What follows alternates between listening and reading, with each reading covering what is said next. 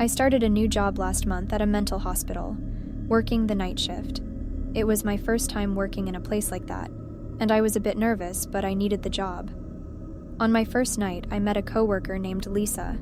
She seemed nice, showed me around, and introduced me to some of the patients. We hit it off right away, and I felt relieved to have someone friendly around. The first few nights were uneventful.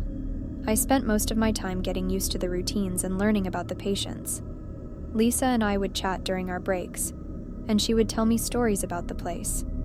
She said it could get pretty eerie at night, but I didn't think much of it. Hospitals always have that creepy vibe, especially at night. One night, about a week into the job, something strange happened. I was doing my rounds when I heard a commotion from one of the patient rooms. I rushed over and found one of the patients, Mr. Thompson, lying on the floor in a pool of blood. His throat had been slit.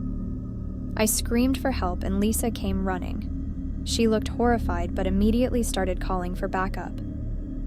The police arrived and the hospital was put on lockdown. They questioned everyone, but no one had seen anything. The security cameras didn't show anything unusual either. It was like the killer had vanished into thin air. The next few nights were tense. Everyone was on edge, and the patients were scared. Lisa and I tried to keep things as normal as possible, but it was hard. A few days later, another murder happened. This time it was Mrs. Johnson, an elderly woman who was always so quiet and kept to herself. I found her during my rounds, just like Mr. Thompson. She had been strangled with her own bedsheets. Again, no one saw or heard anything, and the cameras didn't catch anything. The police were baffled, and so were we. I started to get really scared. Who was doing this, and why? I couldn't understand how someone could get away with it twice without leaving any clues. I talked to Lisa about my fears, and she tried to comfort me. But I could see the fear in her eyes too. We both knew something was very wrong. A week passed without incident, and I started to hope that maybe it was over. But then another murder happened. This time it was one of the nurses, Mike.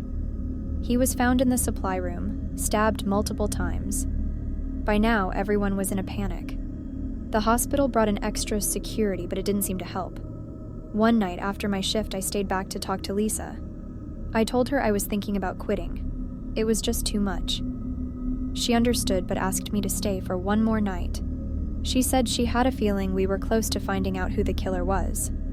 I agreed, mostly because I didn't want to leave her alone. That night I was doing my rounds when I heard a noise coming from one of the storage rooms. I crept over, trying to be as quiet as possible. The door was slightly ajar, and I peeked inside. What I saw made my blood run cold. Lisa was standing over a patient, her hands covered in blood. The patient was already dead. I gasped, and Lisa looked up. Her face twisted into a smile that sent chills down my spine. She stepped towards me and I backed away, my heart pounding. She started talking, but her voice was different, colder. She confessed to the murders, saying it was all part of her plan.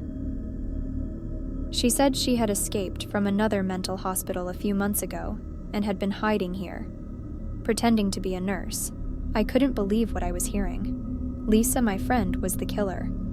I turned and ran, screaming for help. Security caught her before she could get away, and the police took her into custody. I found out later that she had a long history of violence and had managed to escape from multiple facilities over the years. I quit the next day. I couldn't stay in that place any longer, knowing what had happened. I still have nightmares about it, about Lisa and those poor patients. I don't think I'll ever fully recover from what I saw, but I'm grateful to be alive and away from that nightmare. It just goes to show you never really know who you can trust.